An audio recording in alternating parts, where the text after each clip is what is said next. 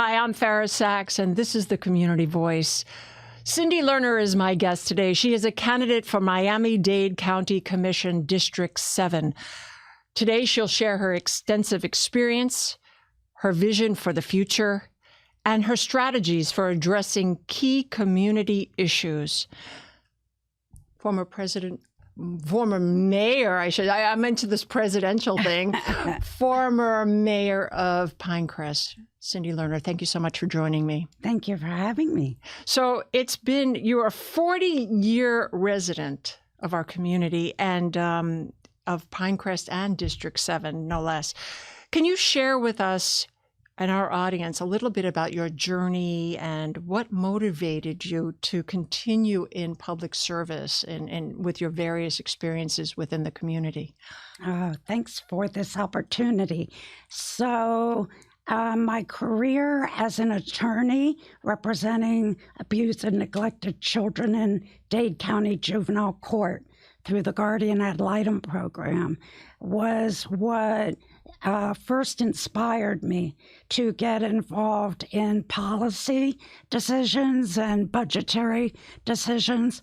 I saw how poorly the child welfare system, judicial, educational systems were not meeting the needs of very fragile children and families. Started going to Tallahassee, advocated to the legislature, having been in the trenches for 16 years with volunteers and with attorneys that I recruited and trained. I realized that this dysfunctional system was not really being addressed by the legislative process, and that inspired me to run for the legislature, which I did. A opportunity because term limits kicked in and there was an open seat, and I was elected to represent South Dade in the year 2000. A great experience, learning statewide issues, being an advocate for not just South Dade, but for all of the needs that we have in Dade County, became a springboard for then getting involved at the local level. I was asked and encouraged by Pinecrest neighbors to run for mayor, and eventually I was convinced that there was a groundswell of support. I ran in 2008, was elected, and I describe it as 8 glorious years. I don't know what elected officials will typically say their experience was glorious. It was for me, and it was for Pinecrest. It was 8 years. Yes. Kudos to you. Thank you. What were some of those significant accomplishments when you were mayor that you might want to, maybe the community here doesn't know, and the lasting impact that you had on Pinecrest? A lot of opportunity because Pinecrest was still a fledgling municipality. I was the 3rd mayor, so 12 years as a municipality, lots to be done. We did not have a strategic plan as a municipality. That was the first step to engage the residents in planning for the future, which we did. The village had purchased the parrot jungle years before, but had not really built it out to what it could be. And so I am very proud of what we did during my administration to take the Banyan Bowl that still had wood chips on the ground from the bird shows and create a cultural arts venue, a real asset to the community. We put in a stage, a sound system, lighting, seating, and people just adore coming to the jazz series and the wonderful things going on there.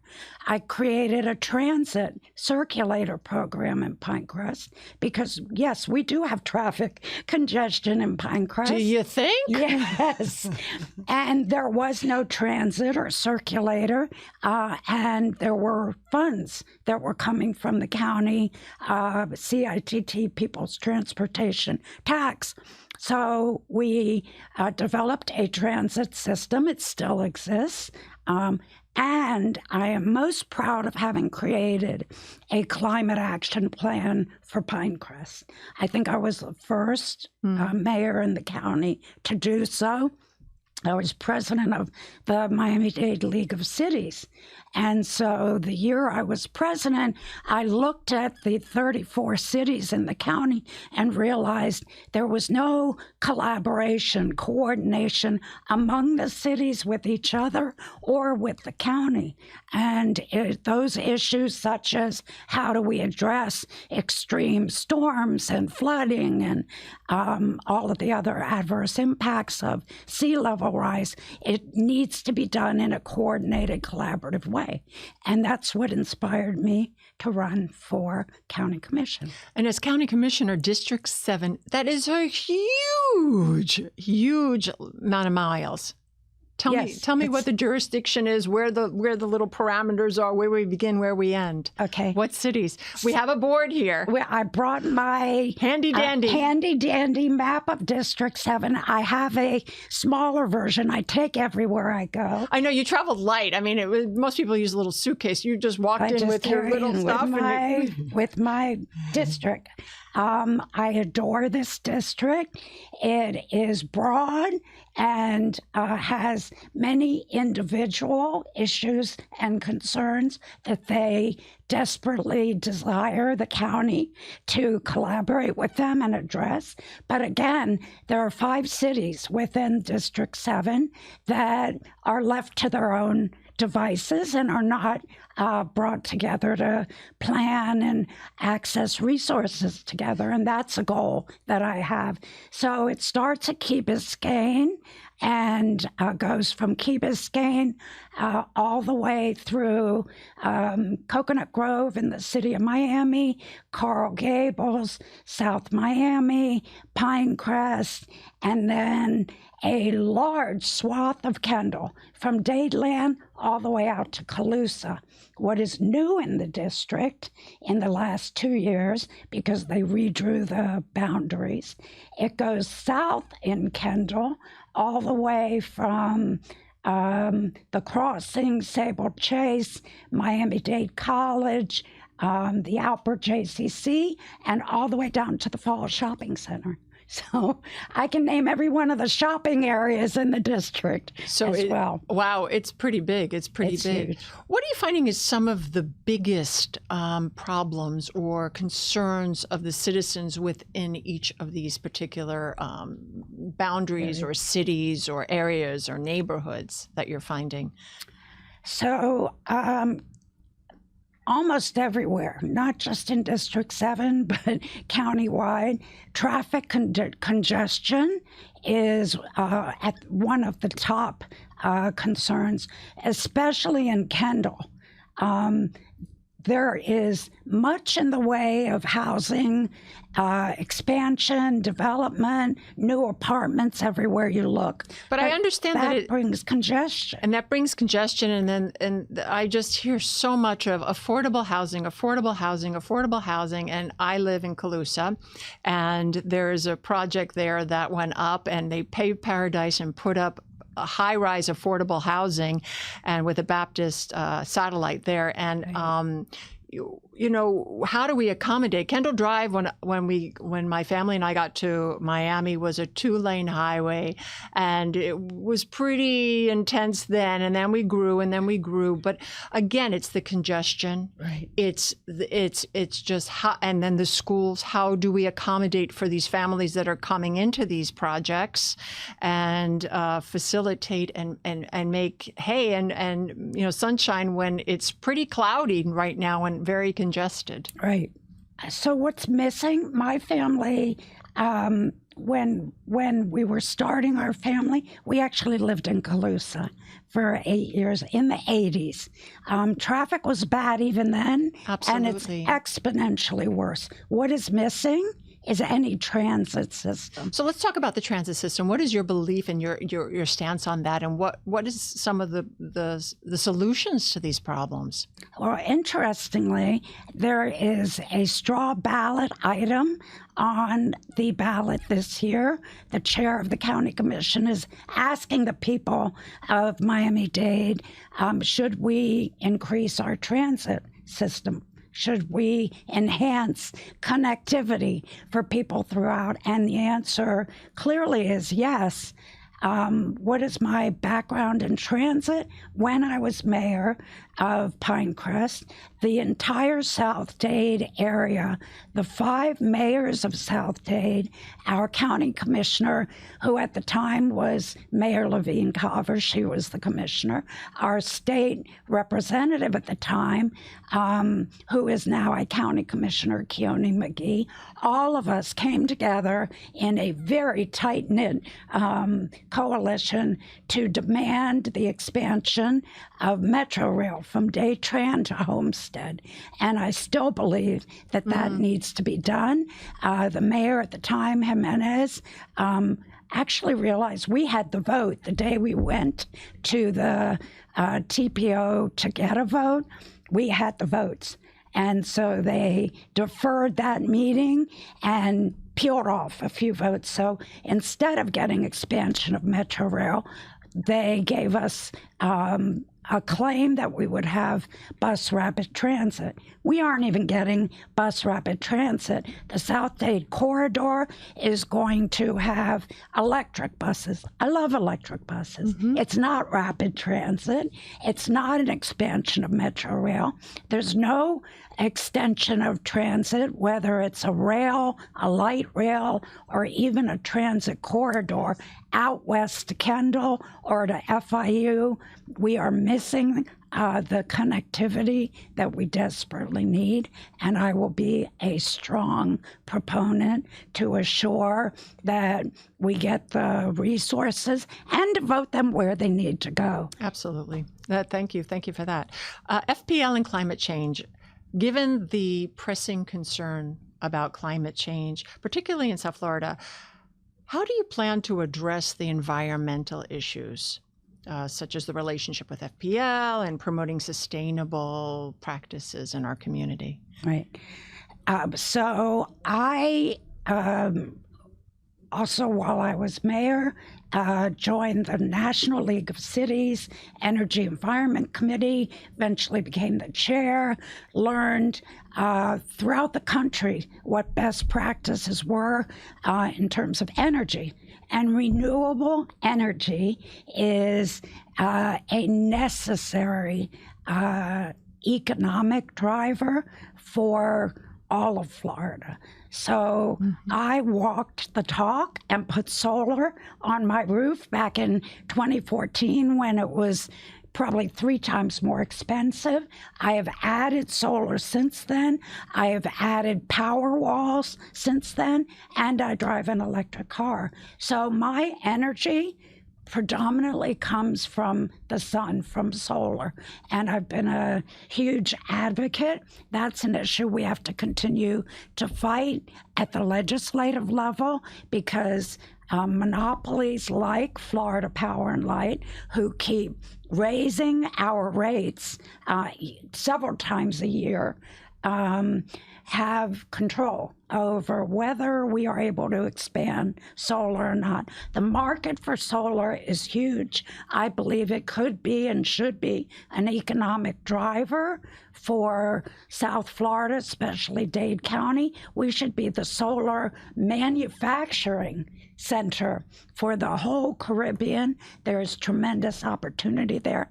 And the best part of that is my electric bill every month varies between $40 to $50 all the way down to getting a credit each month, depending on how strongly the sun is shining. But you got to find out, like, what do you set your air conditioning to? I do. When I need to turn that air down, it is comfortable.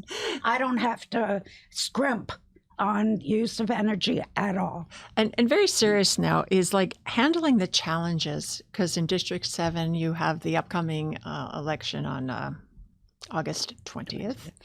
So let's talk about some of the attack that's been going on other campaigns and how you're dealing with that, because it's a divisive time right now, in not only in our little bubble of the county, but in the world, but locally. How are you handling it? Because you have to have tough. You have to be tough. You have to have strong shoulders, strong back. Put on your Batman gear and protect yourself. But what's going on? Right. Yes, I have a strength of character and reputation that I am not going to allow to be diminished by my opponent. Let's just talk about that. What are some of the attacks? And let's talk your truth of what happened and how you're dealing. Like, some of the attacks are. So I get them in the mail. Aren't you a lucky girl? Which is really, it's really outrageous that an incumbent who should have a record that she is proud to run on, the votes that she's taken, the assets she's brought to the community, and instead... This is what bigotry and intolerance looks like. Right. What's that Calling about? me a bigot when I've been endorsed by Quality Florida, SAVE, the Southern Poverty Law Center Action Fund, which all of these organizations, their sole goal is to address inequality and bigotry and hatred. And she's throwing hate around, trying to diminish me, which to me sounds like she's very threatened. Cindy Lerner's bigoted and attacks are offensive and wrong. There we go, another one. And here we go. Attacks prove she's a bigot and a bully. Are you a bully? I have never been a bully. Have you been a bully in high school? No. Did you bully your dog? You love animals. No. So what is that about? Tell me where this is coming from. Where's this rhetoric coming from? This false narrative. It is false. It is just throwing out very negative images, trying to diminish who I am. And made up accusations. They're baseless accusations, saying that I accused her of being a single mother. Like, where was that ever said? Show me where I ever said anything about her being a single mother. That I accuse her of corrupt practices because of her heritage. I accuse her of corrupt practices because of her votes, and because her votes are linked to significantly large donations that go to her political committee, over $1.6 million at this point in the past 4 years, $1.6 million of special interest money. And when you look at the donors and then you look at certain votes, like the urban development boundary that she was the deciding vote to extend, she got $10,000 donation. How would you have voted for that? Tell our audience a little bit about that vote and what that encompassed. Okay. Miami-Dade County has long created a boundary beyond which development must not go. That was in the 80s. Development must not go there because, number one, it would interfere with the very fragile wetlands that are going into Everglades restoration. And where are those locations? In South Dade, further south than south of the Homestead, Florida City area, a lot of the agricultural area. A lot of it is designated for Everglades restoration to be purchased in the future. Our aquifer requires that there is freshwater flow all the way down to the Florida Bay. And by voting to expand the urban development boundary, it would contaminate and blockade any freshwater flow in the future. But she got paid for it. That was probably the single worst vote. But most recently, in July, she voted on July 8th to allow the opportunity in the northern part, also fragile land, in the northern part of the county, for the proposed American Dream Mall. When the county commission voted to permit the building of that mall in the future, they attached to it a requirement that no county funds, no public tax dollars be used to build the infrastructure that would be required. That would be the developer that would have to do that. Well, guess what? Money started flowing into her account, and she was two donations totaling $12,000 for her vote to say, all right, we'll consider using public tax dollars to build infrastructure when there's not even a plan that's been submitted. Warning from the mayor that we should not be opening the door again. So that kind of vote, the urban development boundary vote, even in Calusa, when she was first elected, she voted to allow the change in zoning to allow on the golf course where you had a covenant originally not to allow development there. And right before the election, the commission allowed the elimination of the covenant. Why? Because the developer went around and bought up approval to eliminate the covenant. But the first vote Raquel took was to allow the developer to build 550 homes with no negotiation. The Save Calusa group had been begging both of us, because we were both running, to reduce the size of the development, allow more green space and large park space. She just handed it over on a silver platter. And what would you have done?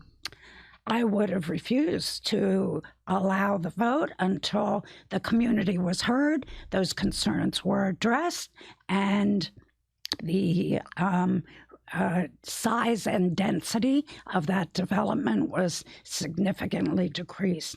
Well, they ended up, even though the vote was taken and passed, they went to court. Save Calusa was successful. It will have to come back again. And I will vote against that size development. Since that time, the Save Calusa group, along with help from Tropical Audubon Society, which I connected them with, were able to document that there is a nesting area there, exquisite nesting area, has been formally declared a rookery by Mayor Levine Cava since that vote. It was in the last 2 years. And now that rookery has got to be planned around. If I had my druthers, I would find a way for the county to purchase that entire golf course property and make it a regional park. There is no regional park in West Kendall. One other thing I will do that has not been done is open a district commission office in West Kendall, because they have no access. You have no access to local government in West Kendall. The request for addressing traffic and congestion, filling potholes, simple government responsibilities, Absolutely. She's not addressing. And throughout the district, what else is needed, do you think, in the time that we have left? Some of the final thoughts that you would like your constituents that are voting on August 20th to know what your plans are, what your commitment is to the community regarding these issues and bigger issues for the future, what you see for the future for our wonderful, glorious community in District 7 and beyond. So there are several areas that are either specific to a part of the district, such as Key Biscayne has been desperate for the rebuilding of the Bear Cut Bridge. They were warned, the county was warned that with a Category 2 hurricane, it would crumble. And the county has not moved forward. There was a decision by Mayor Levine Cava to put the plan together and move it forward and address the funding. This commissioner has not done anything to move it forward. Traffic congestion in Key Biscayne, being an advocate for the people of Key Biscayne when they are imposed upon by the city of Miami. There's no effort to fight for the people of Key Biscayne to protect them from the events and the congestion. And then throughout the rest of the district, sewer system, many of us are still on septic. I'm on septic. What community? I was going to say, what communities are affected by this? Many communities, Coconut Grove, parts of Coral Gables, almost all of Pinecrest, and even in Kendall. There are septic systems that are failing. There are no How old sewer are they? lines. How old are they? These septic systems can be 40 years or plus. And what's the lifetime of these things? Well, it depends on the underground water level and the whether there's ever been a new home built or not. New homes in Pinecrest are still built with septic tanks because they're a new form of septic tank, but it's still septic. Why? Because the county has not address the sewer line expansion that is required. The water and sewer director has told us it's a 30-year project to get sewer lines built throughout the county. I hope I'm alive to have seen the new sewer then, And the complaint is not just that we don't have sufficient sewer lines, but the sewer lines that have been there for 40 or 50 years have not been adequately maintained. There are consent decrees with the federal government because we have failed to upgrade and maintain the sewer lines. And the current commissioner is the chair of the infrastructure committee. So not only is she not addressing and being aggressive about maintaining our sewer system, which bursts monthly somewhere in the county, that's contaminating Biscayne Bay. And that's probably the number one issue with water quality in the Bay. And then other infrastructure problems. Somebody just wrote about the Metro Rail station at Douglas and US 1. Both the elevator and the escalator aren't working, and that's a continuing problem. Again, that's our infrastructure committee is failing to make sure that we can utilize our transit system. It's the same thing at the airport. It's embarrassing when you can't use the transway at the airport. So it's just been a complete failure of infrastructure. One last thing, animal services. My husband's a veterinarian. He's president of the Miami Veterinary Foundation. So we have lived for decades what the challenges are to our animal services program. Overpopulation is worse than ever. Spay-neuter program is not nearly as aggressive, and there's no public education. So one of my priorities, working with the veterinary community and the foundations and the rescue groups, this commissioner hasn't touched it. She made promises that she would help. She broke all those promises, and that is a passion of mine. Cindy Lerner, I don't think in the 30 minutes that we've had together today, I don't think you took a breath. I appreciate you. You're like Harry Houdini. You're able to just keep talking. Thank you. I mean, thank you for addressing so many of these concerns for our community and the questions that they have. And so if you want more information, we have a little scroll on the bottom for more information about cindylerner.com. Get out for the vote August 20th. Make your voice heard. You heard Cindy here. District 7, so many opportunities to get involved and to make a difference, Cindy Lerner. And I think she just took a breath, so I think we have something else. Go ahead, Cindy. Absentee vote by mail ballots are already out. Early vote starts on August 5th, goes from August 5th to the 18th. So your last chance to vote is on August 20th. But I hope you'll be encouraged and inspired and fill out that ballot for Cindy Lerner for District 7, or show up on early voting and take a few friends with you. Absolutely. cindylerner.com, and in there you can even access with questions, and I'm sure you'll get back with our community that has so many concerns. Cindy Lerner, good luck to you. Thank you for this time together. Appreciate it. I'm Fara Sax. Until next time, take care of yourselves and each other. Have a great day. And a special thank you to Julian Chang, who now has a second location in Pinecrest. Go visit his boutique for all your clothing and accessory needs.